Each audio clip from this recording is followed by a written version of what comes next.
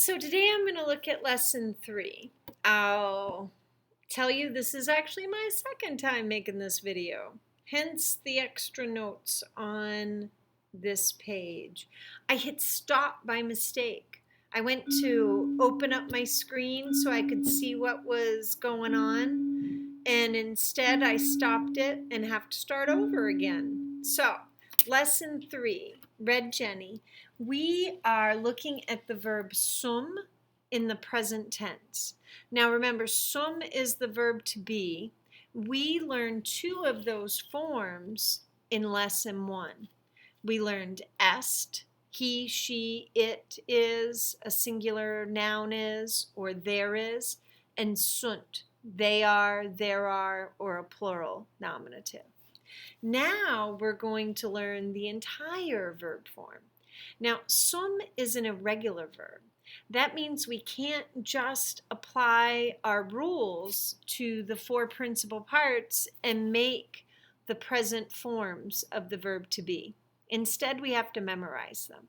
Now, I can still point out patterns that relate to our rules that will make it easier to remember, but really at the end of the day, it does come down to memorizing these 6 forms.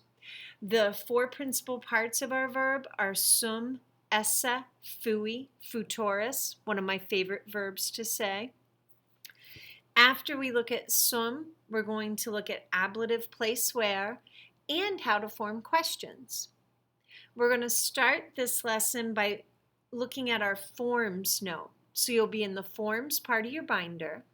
In the Google Classroom, you can click on Lesson 3 Forms Notes, and that will take you to a typewritten version of the notes I'm about to cover. Sum, like I said, is an irregular verb meaning to be.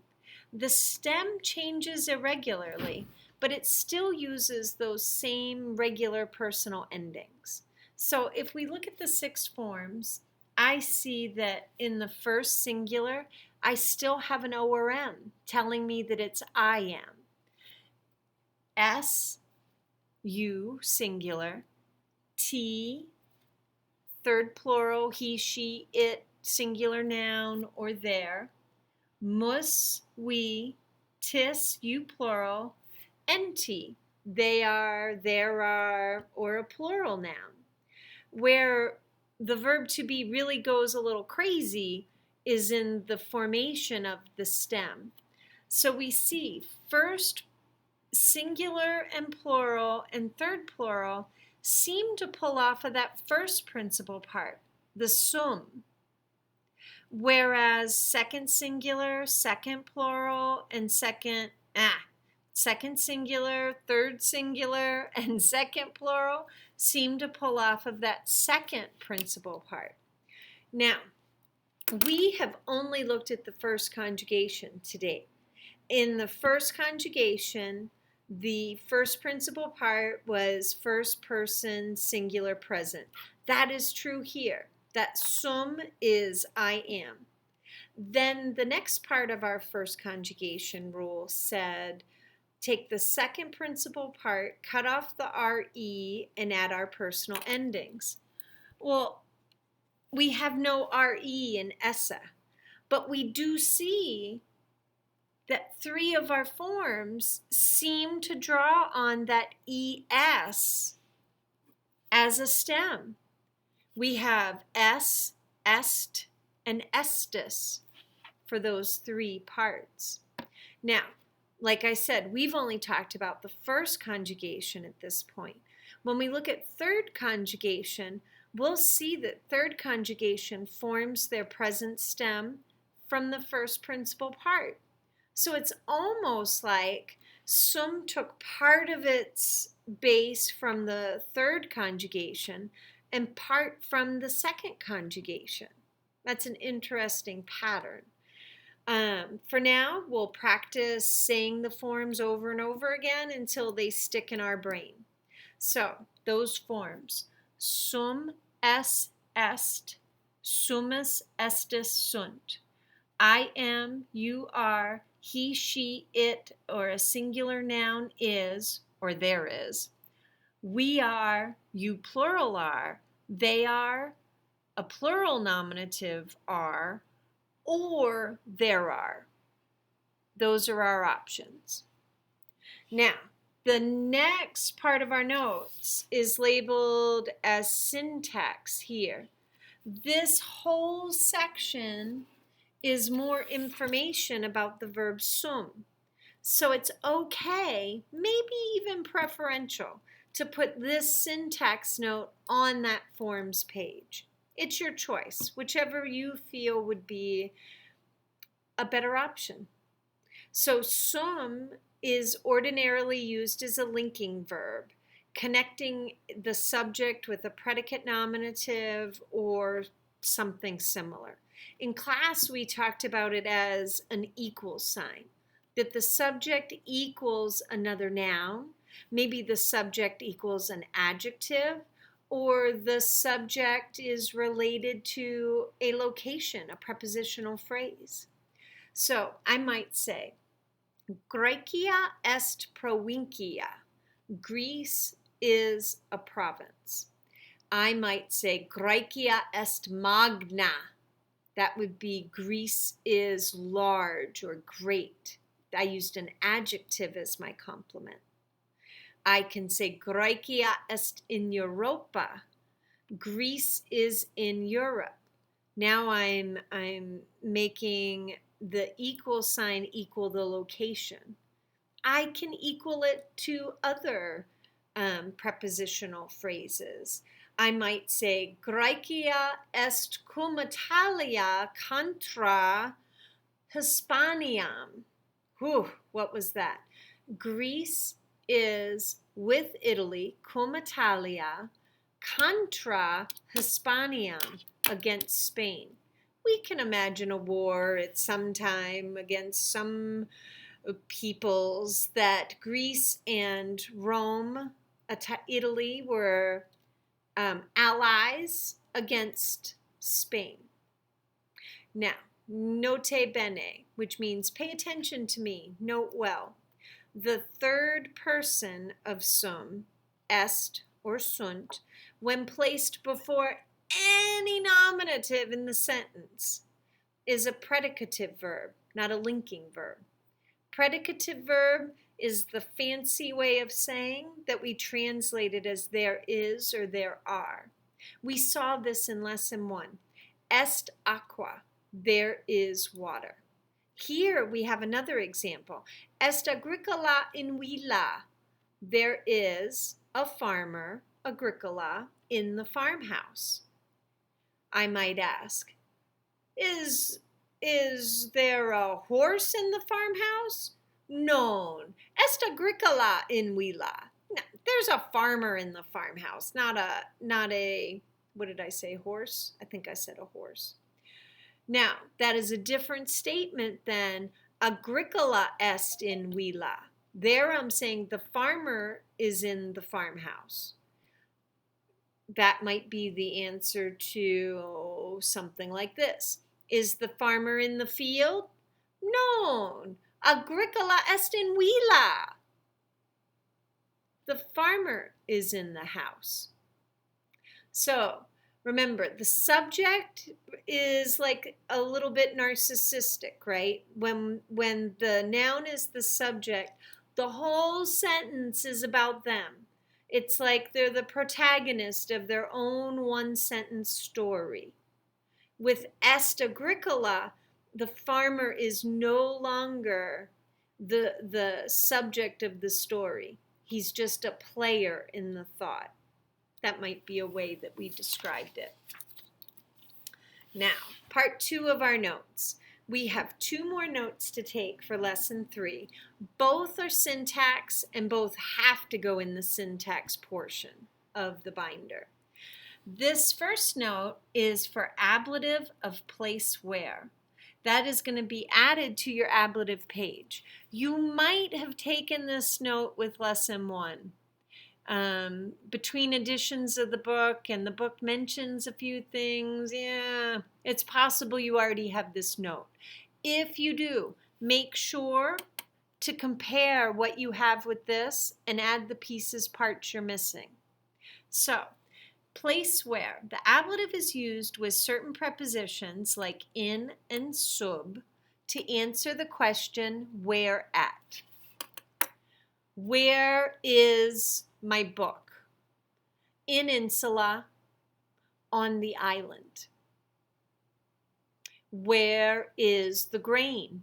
In Graecia, in Greece. In plus a noun in the ablative is translated into English as in, on, or at the ablative. What we use in English varies by the location. In Latin, they always use the same preposition, in. It just held all of these meanings in a single word. So I would say I was in Greece, on an island, at school. I might say I was in school, but I wouldn't say I was on school. So which preposition to use? It may take some practice, but that's why we take the language, so we can practice these things. Now, sub can also be used to answer the question, where at? Where is it? It might be under something, sub villa, under the house. It might be at the foot of something. Sub porta, at the foot of the gate. You can imagine you walk up the long road to the city. You get to the city. There's a set of walls around the city protecting the inhabitants from the barbarians that are wandering the countryside. You stop at the gate. You're at the foot of the gate, at the foot of the city wall. That's your location. We use it even more with a word we don't know yet, but I'm still going to tell you it as an example. Submonta, submonta. Monta comes from mons montis, mountain. Where are you? I'm at the foot of the mountain. Where's your town? At the foot of the mountain. Submonta. Other times it's more like the example we have written down, under. Subterra, under the earth, underground. We get subterranean from subterra. I was taught the mnemonic semper ubi sub ubi, which really isn't a literal translation. Ubi means where, W-H-E-R-E, not the other kind. Semper means always. So semper ubi, always wear underwear. It's not actually spelled right, it's a homophone, but it's meant to be a mnemonic to help us remember that semper means always and sub means under. That brings us to our final syntax note. I'm sitting here trying to move the image up on the computer rather than the paper. I could sit here doing that all day. Questions. So this is going to go on a new page.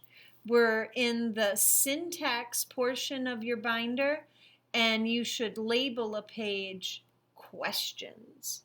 To turn a question, to turn a sentence into a question.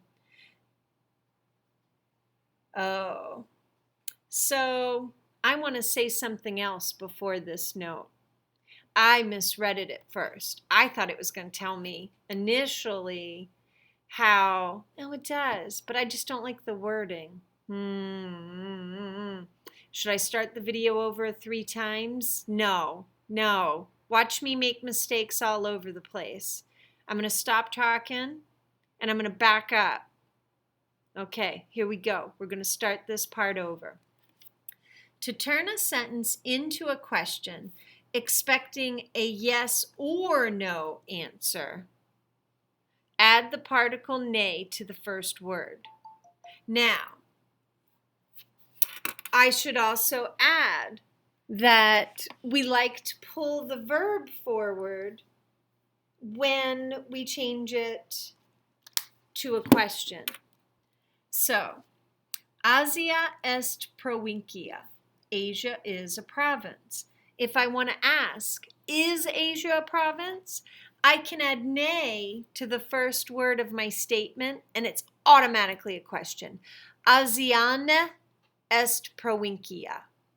I find that a little hard to say, and it turns out Romans did too. So they would move the verb first often and put the ne on the verb, and then follow with the nouns. Esne Asia provincia. Esne Asia provincia. Is Asia a province? Now, if the question does not expect a yes or a no answer, we'll use an interrogative. Now, quo navigatis, to where are you sailing? To where are you sailing? We can also say, ubi laboratis. Ubi laboratis. Where are you working?